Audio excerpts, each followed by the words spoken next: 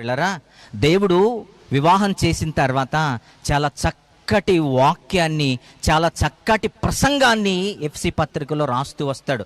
ఇద్దరికి కూడా ఎంత చక్కటి మాటలో రాస్తూ వస్తాడంటే మనందరం విన్న మాటలే. ఆయన ఏమంటాడో చూడండి, 25వ వచనంలో.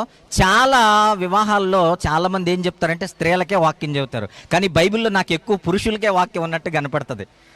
నాకేంటో అర్థం కాదు, స్త్రీలకే ఎక్కువ చెబుతారు కానీ బైబిల్లో నాకు పురుషులకే ఎక్కువ వాక్యం ఉన్నట్టు కనపడుతుంది. చూద్దాం ఆయన ఎలా ప్రారంభించాడంటే 25వ వచనాన్ని జాగ్రత్తగా మనం చూద్దాం.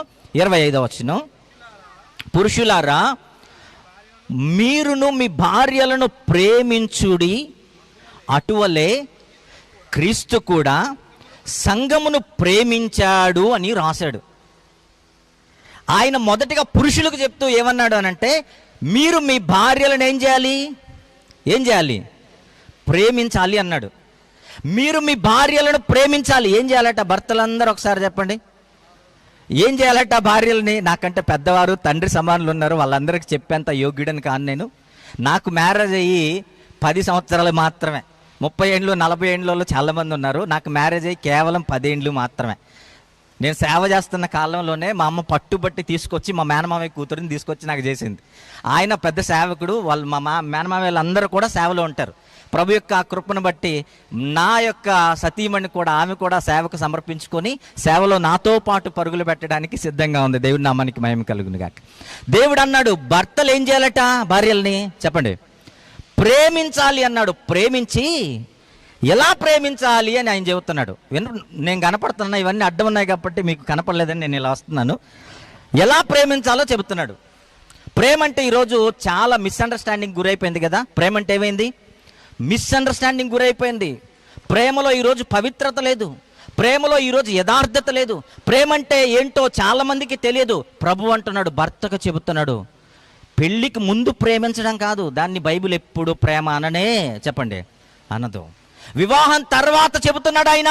ఏమని చెబుతున్నాడంటే భర్తను చూసి ఆయన చెబుతున్నాడు, నువ్వు నీ భార్యను ఏం చేయాలట? ప్రేమించాలి. ఒకవేళ నీకు డౌట్ వస్తుందేమో, నువ్వు వివాహం చేసుకుంటున్నావు, రేపటి నుండి ఒక ఇంటోడివి కాబోతున్నావు, యజమానుడు కాబోతున్నావు.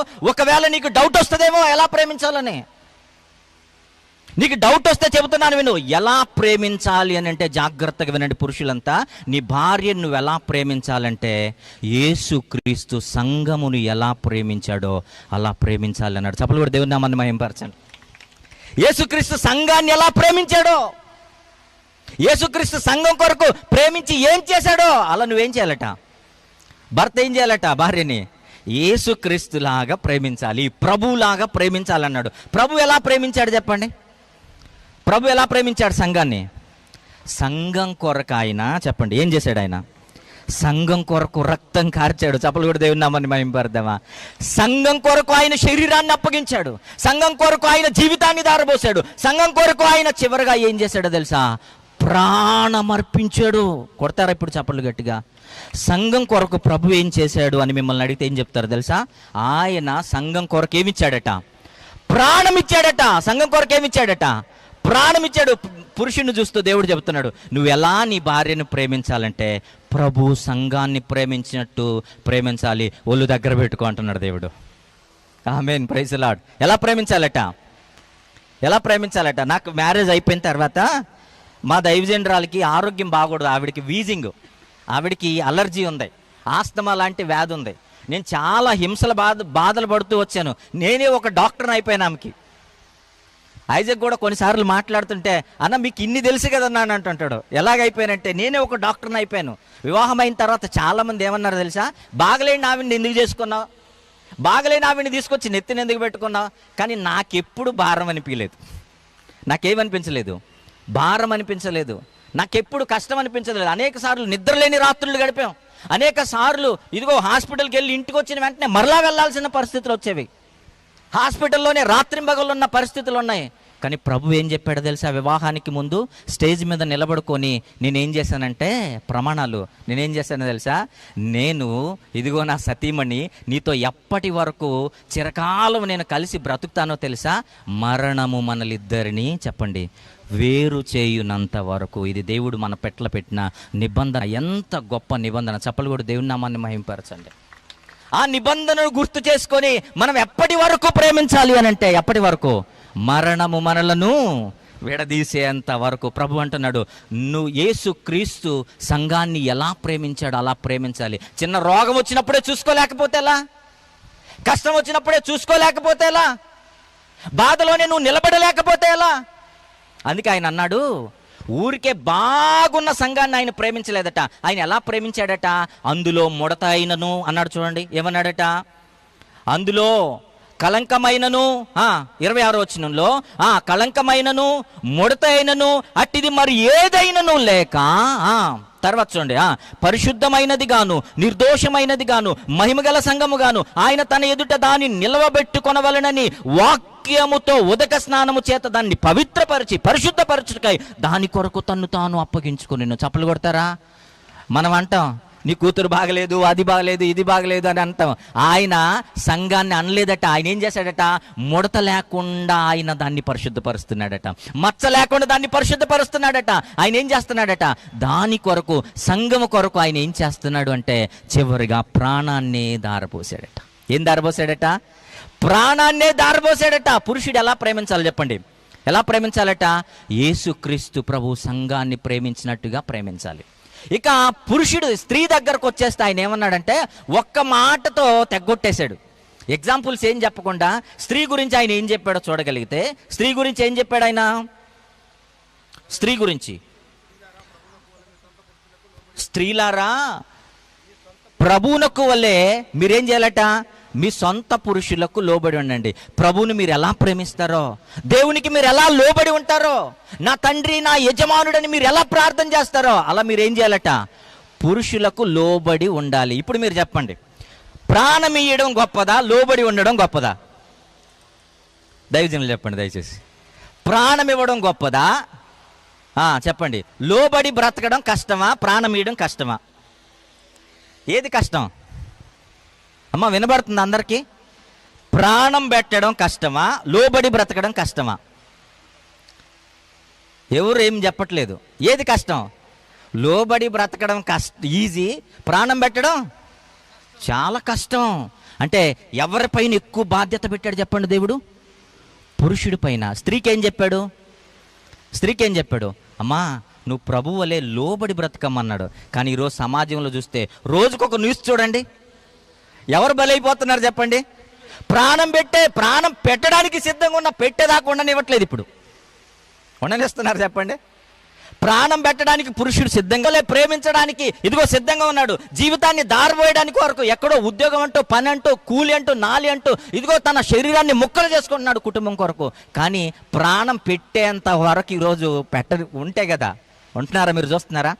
అసలు గ్యాప్ లేదు. ఒక న్యూస్ చూస్తే గడగడలాడిపోతున్నాను నేను. రాత్రి చిత్తూరు నుండి మేము ఇంటికి రీచ్ చేసేసరికి 9 అయింది. మా దైవజనరాలు ప్రార్థనలో ఉంటారు 10:30 వరకు. ఆవిడ లేరు, కర్ణాటకలో ఉన్నారు. నేను అయిపోయిన తర్వాత వీడియో కాల్ మాట్లాడదామని వెయిట్ చేసి, ఇక కాల్ చేయడానికి ముందు ఒక న్యూస్ చూశాను. మరలా ఒక న్యూస్ వచ్చింది. మరలా ఒక భార్య ఏం చేసిందట? భర్తని లేపేసింది, చంపేసింది. ఆ న్యూస్ చూసి ఇదేంట్రా బాబు, అసలు న్యూస్ అంటేనే విరక్తి పుట్టిపోతుంది ఈరోజు. అందుకే క్రైస్తవ సంఘమా, క్రైస్తవ కుటుంబాలారా, మనకి దేవుడు వివాహం అన్నది పరిశుద్ధమైనది, పవిత్రమైనది చేసిన తర్వాత అందులోని మర్మాన్ని వివరిస్తున్నాడు. ఎక్కడో సంబంధం లేని ఒక ఆడబిడ్డ, తన తల్లిదండ్రుల మధ్య ఇదిగో అల్లారు ముద్దుగా పెరుగుతున్నటువంటి ఒక బిడ్డ, ఎక్కడో సంబంధం లేని మరి ఒక కుటుంబం. ఈ 2 కుటుంబాలు కలిసి ఏమవుతున్నాయంటే, ఇదిగో ఈ ఇద్దరు కలిసి ఏమవుతున్నారంటే ఏక శరీరంగా మారుతున్నారు. చప్పలు కూడా దేవుని నామాన్ని మహింపరుద్దాం. ఎన్ని శరీరాలట? ఇప్పటి వరకు 2 శరీరాలు, తర్వాత ఏక శరీరం. ఎవడైనా ఏక శరీరం అన్న తర్వాత తన శరీరాన్ని చంపుకుంటాడా చెప్పండి? ఎవరైనా ఏక శరీరం అన్న తర్వాత తన శరీరాన్ని గాయపరుచుకుంటారా చెప్పండి? ఏది, మన కాళ్ళను కొట్టుకుంటామా, మన చేతిని కొట్టుకుంటామా, మన ముఖాన్ని మనం ఒక దెబ్బ కొట్టుకుంటామా? కొట్టుకోం కదా. ఈరోజు చూడండి, స్త్రీలను హింసించే పురుషులు లేకపోలేదు. చెప్పండి, పురుషులను హింసించే స్త్రీలు లేకపోలేదు. ఈ మధ్యకాలంలో ఒక పెద్ద సంఘం వచ్చిందట. ఆ సంఘం పేరు భార్యా బాధితుల సంఘం అట. ఏ సంఘం అట? భార్యా బాధితులట. ఇంతకుముందు స్త్రీలే పెడుతున్నారు కేసులు, ఈసారి పురుషులు కూడా పెట్టొచ్చట. గుర్తుపెట్టుకోండి జాగ్రత్తగా. పురుషులు కూడా కేసులు పెట్టొచ్చట. గృహ నిర్బంధం కింద స్త్రీలపైన ఎవరు పెట్టొచ్చట? పురుషులు కూడా కేసులు పెట్టొచ్చట. కారణం ఏంటో తెలుసా? వివాహం యొక్క పరిశుద్ధతను మర్చిపోతున్నాం. స్టేజ్ పైన చేసిన ప్రమాణాలు మర్చిపోతున్నాం. దేవుని ఎదుట, సంఘం ఎదుట, నాయకులు ఎదుట, సేవకులు ఎదుట చేసిన ప్రమాణాలు మర్చిపోతున్నాం. అది పరిశుద్ధమైనది, పవిత్రమైనది. ఇదిగో యేసు వలె, క్రీస్తు వలె మనం కూడా ప్రాణం పెట్టాలన్న ఇంగిత జ్ఞానాన్ని మర్చిపోతున్నాం వివాహం అయిపోయిన తర్వాత. జాగ్రత్తగా ఆలోచిస్తున్నారా? వివాహం అన్న ఆ 4 అక్షరాలలో ఇంత గొప్ప మర్మాన్ని దేవుడు దాచిపెట్టాడు మన కొరకు. అర్థం చేసుకొని బ్రతికితే ఈ వైవాహిక జీవితం ఎలా ఉంటుందో తెలుసా? చాలా సంతోషంగా ఉంటుంది ప్రియులారా. అర్థం చేసుకొని ప్రభువును మన ఎదుట పెట్టుకొని పరిశుద్ధాత్మ నడిపింపుతో, ఆయన యొక్క గైడెన్స్తో మనం నడవగలిగితే ప్రతి దానికి బైబిల్లో సమాధానం ఉంది. మీకు ఇద్దరికి గొడవ వచ్చిందా? ప్రభు యొద్దకు రండి, అప్పుడు రామ్ ప్రభు యొద్దకి. అప్పుడు రామ్. ఇబ్బందులు వచ్చాయా? ప్రభు యొద్దకు రామ్. కొట్టుకొని ఆవిడ ఒక దగ్గర పట్టుకుంటారు, ఈయన ఒక దగ్గర పడుకుంటాడు. గొడవైందా? End of the day come to the presence of the lord. దేవుని యొక్క సన్నిధికి రండి, ఇద్దరు కలిసి చేతులు పట్టుకోండి, ఒకరినొకరు క్షమించుకోండి, ప్రార్థన చేసుకోండి. ఆ తర్వాత ఏం చేస్తుందో తెలుసా? అది ఒక అన్యోన్యమైన జీవితంలో పరిశుద్ధాత్ముడు మనల్ని నడిపిస్తాడు. చప్పలు కూడా దేవుని నామమున మహిమపడతాడు. కానీ మనం ఏం చేస్తామో తెలుసా? దేవుని ఎదుట ప్రమాణాలు చేసి ఒకటవుతాం. రేపు కష్టాలు వచ్చినప్పుడు దేవుని దగ్గరకు రాం, రేపు మనస్పర్ధలు వచ్చినప్పుడు దేవుని దగ్గరకు రాం, అప్పుడు సేవకుల దగ్గరికి రాం. అప్పుడు ఏం చేస్తారో తెలుసా? దేవుడు జతపరిచిన దానిని ఏం చేయకూడదట? మనుషుడు వేరుపరచకూడదు. ఈసారి ఎవరికి చెప్పరు, వీళ్ళు మనుషులకు చెప్పరు, సేవకులకు చెప్పరు, ఎవరికి చెప్పరు. ఏం చేస్తారు చెప్పండి? వివాహం అయితే అందరికి పిలిచి తమ్ముడా సెలవేనా, అన్నా సెలవేనా అని పిలిచి అడిగి తాళి కడతాం. విడిపోయేటప్పుడు ఏం చేస్తారు? ఎవడికి చెప్పరు, ఎవడికి సంబంధం లేదు అసలు. జాగ్రత్త క్రైస్తవ సంగమా, అన్యుల వివాహాలు లాంటివి మన వివాహాలు కావు.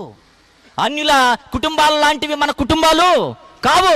మనకు ఒక నియమ నిబంధనలు ఉన్నాయి, మనకు ఒక పరిశుద్ధత ఉంది, మనకు ఒక పవిత్రత ఉంది, మనకు పరిశుద్ధాత్మ నడిపింపు ఉంది. ఎప్పటి వరకు ప్రేమించాలంటే భార్య తన భర్తని ఎప్పటి వరకు ప్రేమించాలట? మరణము మనలను, చెప్పండి, ఎడబాపు వరకు. చప్పలు కూడా దేవుని నామాన్ని మహింపరుస్తారా? భర్త ఎప్పటి వరకు ప్రేమించాలి భార్యనంటే మరణము వరకు ప్రాణం పెట్టడానికి సిద్ధమైపోవాలి. ఈ గొప్ప మర్మాన్ని అర్థం చేసుకున్నాం మనము. దేవునికి ఇదిగో పరిశుద్ధులముగా, పవిత్రులముగా ఒక మాదిరికరమైన కుటుంబాలను కట్టుకుందుముగాక. చప్పలు కొడతారా? ఆమెన్ చెప్తారా?